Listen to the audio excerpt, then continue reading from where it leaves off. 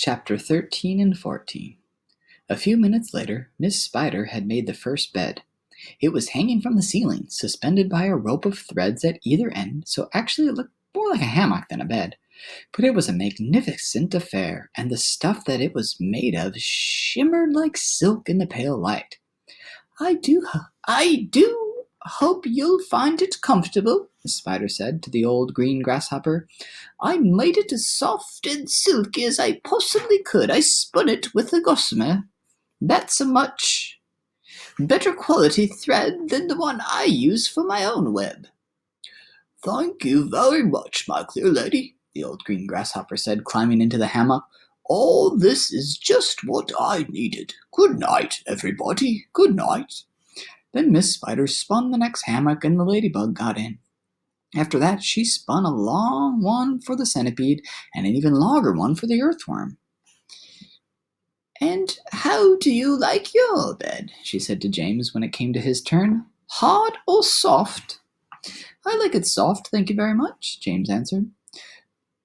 For goodness sake, stop staring around the room and get on with my boots, the centipede said. You and I are never going to get any sleep at this rate. And kindly line them up neatly in pairs as you take them off.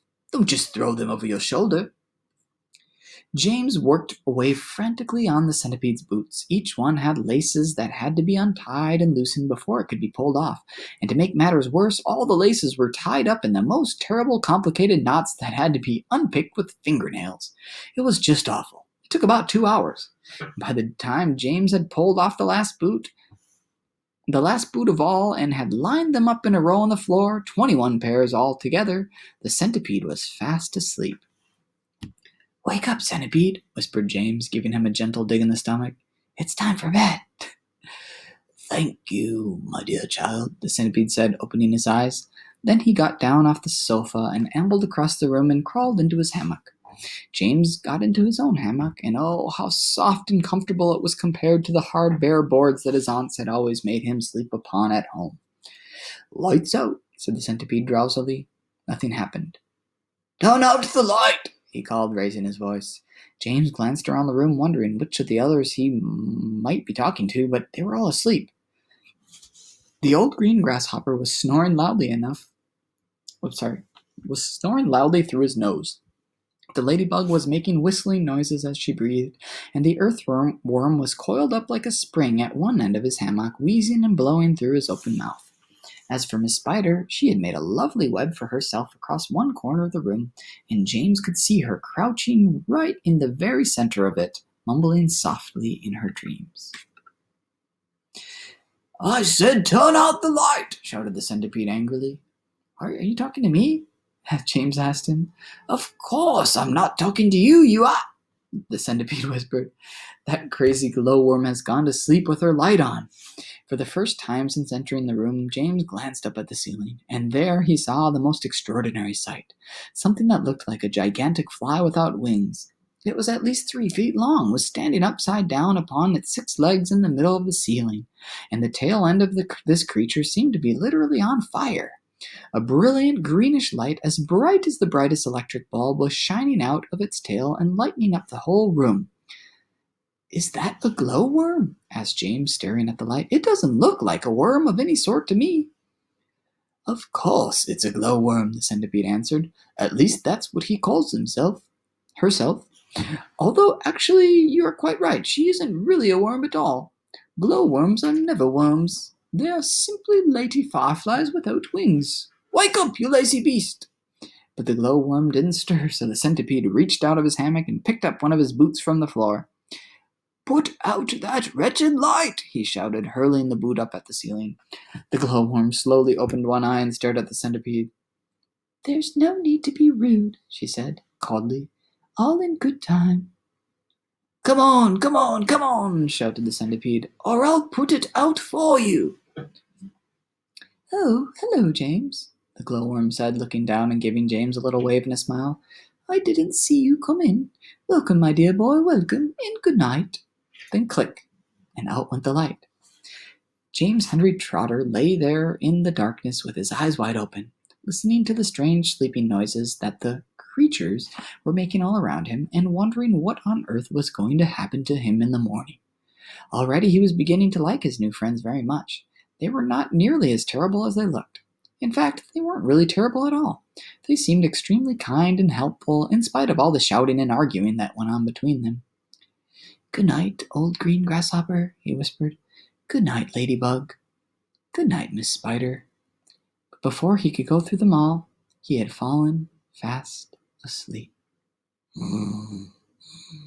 What? Chapter 14. "We're off!" someone was shouting. "We're off at last!" James woke up with a jump and looked around him. The creatures were all out of their hammocks and moving excitedly around the room. Suddenly, the floor gave a great heave, as though an earthquake were taking place.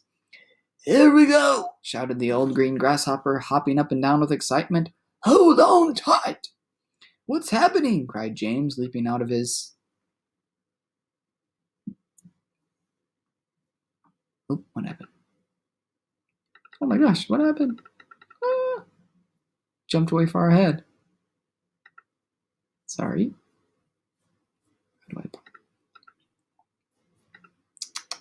That was weird.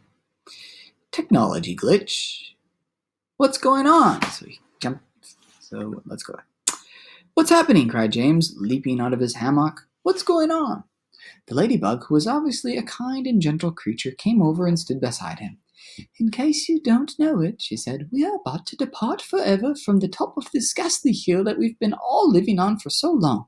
We're about to roll away inside this great big beautiful peach to a land of what?" asked James. "Never you mind," said the ladybug, "but nothing could be worse than this desolate hilltop and those two compulsive aunts of yours." "Hear, hear!" they all shouted. "Hear, hear!"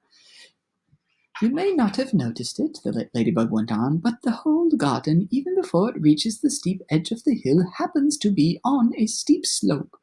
And therefore the only thing that has been stopping this peach from rolling away from it the beginning is the thick stem attaching it to the tree. Break the stem and off we go." "Watch it!" cried Miss Spider as the room gave another violent lurch. "Here we go!" "Not quite, not quite." "At this moment," continued the ladybug, "our centipede, who has a pair of jaws as sharp as razors, is up there on top of the peach nibbling away at them. In fact, he must be nearly through it, as you can tell from the way we're lurching about. Would you like me to take you under my wing so that you won't fall over when we start rolling?"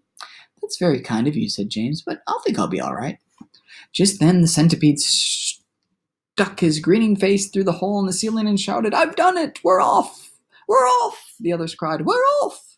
The journey begins!" shouted the centipede.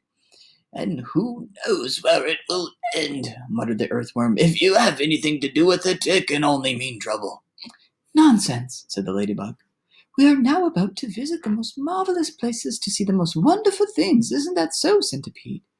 "There's no knowing what we shall see," cried the centipede.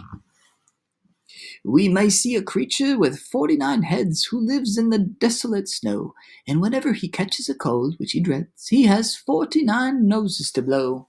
We may see the venomous pink-spotted scrunch who can chew up a man with one bite. It likes to eat 5 of them when roasted for lunch and 18 for its supper at night. We may see a dragon, and nobody knows that we won't see a unicorn